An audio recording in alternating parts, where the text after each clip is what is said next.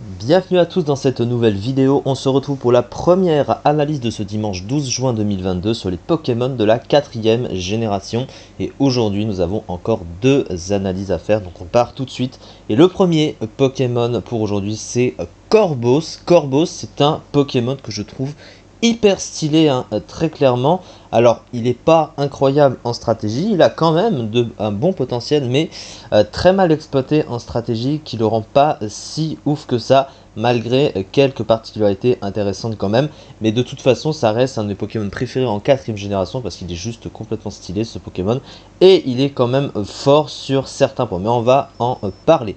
On commence tout d'abord par le type, Ténèbres Vol. Alors Ténèbres Vol, on l'entend avec d'autres Pokémon, Votutrice par exemple, en 5e génération, mais surtout Yveltal, qui est un des meilleurs Pokémon du jeu, un des Pokémon les mieux classés dans le Uber actuel, donc c'est quand même un Pokémon extrêmement fort. Alors Ténèbres Vol, défensivement, c'est pas un type incroyable, contrairement à ce qu'on pourrait croire.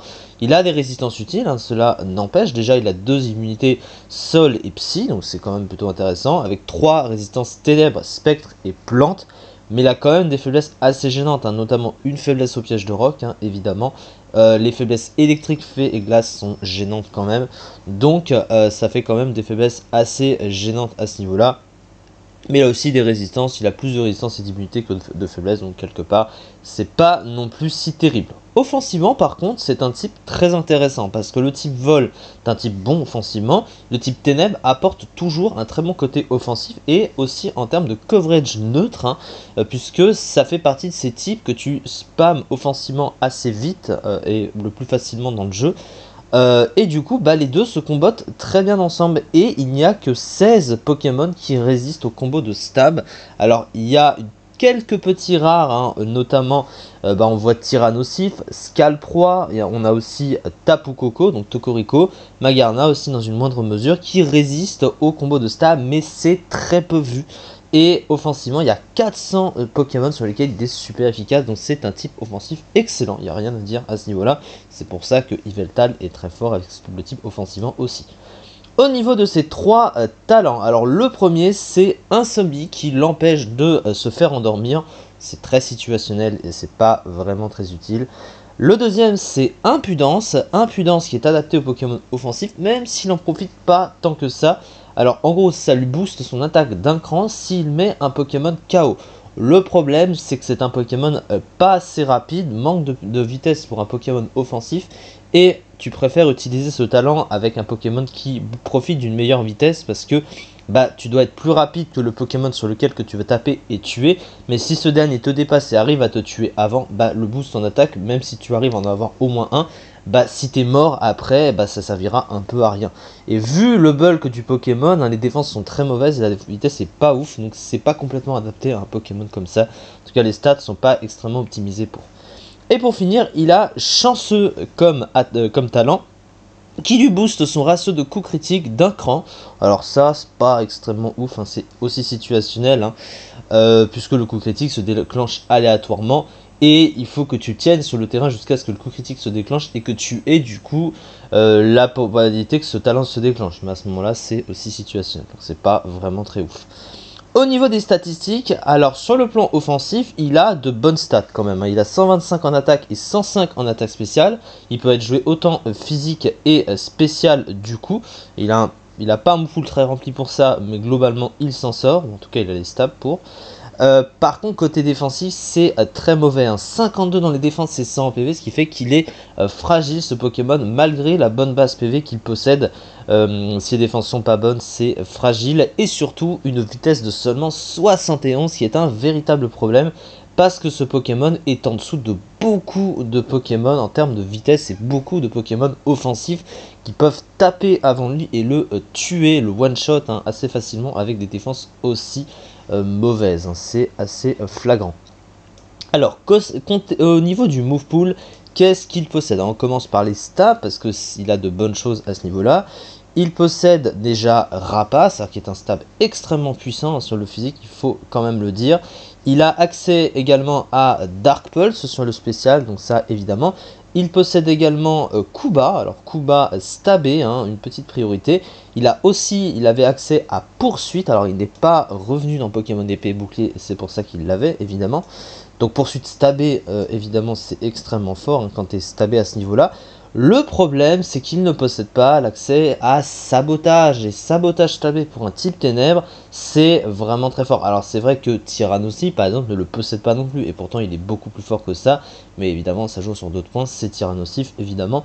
Mais lui ne possède pas Sabotage stabé pour un Pokémon offensif de type ténèbres. C'est quand même dommage, il faut quand même le dire. Alors il possède des coverages intéressants, cela dit, il a accès à surpuissance sur le physique, il a canicule également sur le spécial, donc vous voyez il a des options tant physique et spécial, donc il peut être joué sur les 2 points à ce niveau là. Alors il n'a pas accès à un bon stab physique spécial, par contre il n'a pas vent violent par exemple. Il possède pas non plus air slash, il n'a pas lame d'air, voilà, sa meilleure attaque c'est tranchère, donc c'est pas très ouf. Donc du coup il va avoir un peu plus d'utilité à jouer sur le spécial. Il a accès à plénitude pour se booster, mais il n'a pas Danse Lame, il a rien sur le physique par contre, donc du coup bon, tu dois choisir, et du coup ça limite un tout petit peu ses options. Après il a quand même Provoque, Cage Éclair, Tourment, voilà, il a quelques trucs de soutien. Pas beaucoup, c'est vrai qu'on va pas se mentir qu'il n'en est pas beaucoup à ce niveau-là. Il a accès évidemment à Atterrissage pour se soigner comme beaucoup de Pokémon de type Vol et à Anti-Brume aussi notamment pour retirer des Entry Hazard du terrain, etc. etc. Et du coup, bon, c'est pas un full extrêmement ouf, c'est quand même un Pokémon assez prévisible, il n'a pas tant d'options que ça. Mais après, bon, il a quand même des attaques qui jouent sur des stabs et qui sont relativement assez puissantes. Il a la priorité stabée, etc. Mais le problème, c'est la concurrence et les Pokémon offensifs plus rapides, qui le dépassent notamment, qui arrivent à pouvoir le tuer avant qu'il n'agisse, parce que vu son bulk et vu sa vitesse, c'est possible. Il suffit d'une grosse priorité, une grosse attaque, ça le tue assez vite. Même sur une résistance, ça peut lui faire assez mal. Donc du coup, voilà, c'est la fragilité du Pokémon, et il a aussi beaucoup de mal à pouvoir se soigner sur le terrain, parce qu'il faut qu'il reste sur le terrain, qu'il anticipe un switch éventuellement. Mais du coup, s'il anticipe mal, il se fait tuer. Il peut venir sur aucune attaque, même en termes de résistance, parce qu'il est assez affaibli sur le terrain, du coup il a du mal à agir, surtout quand il est facilement dépassable avec cette vitesse assez moyenne. On peut le dire aujourd'hui, pour un Pokémon offensif, elle est quand même assez mauvaise. En dessous des bases 80, déjà, c'est pas ouf. Les bases 80 sont déjà moyennes en termes de vitesse, alors si t'es en dessous, c'est quand même compliqué à justifier. Alors, la fiche stratégique, une excellente statistique d'attaque et de très bonnes statistiques en PV et en attaque spéciale. Un move pool intéressant, il y en a notamment un accès à Kuba et à Mimic. Mimic, oui, bon, ça marche quand ça veut. C'est très peu vu en stratégie, Mimic, quand même. Un très bon talent, qui, impudence, un double type bon offensivement. De très mauvaises statistiques défensives et une vitesse trop moyenne pour un sweeper. Double type mauvais défensivement, il y a notamment une faiblesse au piège au type roche, et donc au piège rock. Et oui, s'il prend les entry hazard sur le terrain, accumule à son bulk, etc., c'est compliqué. Donc c'est la durabilité du Pokémon qui est pas ouf. Il est pas assez adapté parce que pas assez rapide. Il n'a pas le bon potentiel extraordinaire de Pokémon offensif qu'il aurait dû avoir, qu'il aurait pu avoir. C'est dommage, c'est pour ça que il n'est pas extrêmement ouf. Il se classait cependant à la 34e place du Rarely Used, avec 5,2% des usages. Alors oui, c'est pas un gros chiffre, mais bon, il aurait pu être plus bas que ça. Il est quand même correct, c'est pas un mauvais Pokémon non plus, il faut pas dire ça, mais il est pas extrêmement ouf comparé à son potentiel, et c'est dommage. En tout cas, c'est ça pour cette vidéo. On se retrouve pour la seconde analyse du jour, prochainement après celle-ci bien sûr. Merci beaucoup de m'avoir suivi, et à très vite.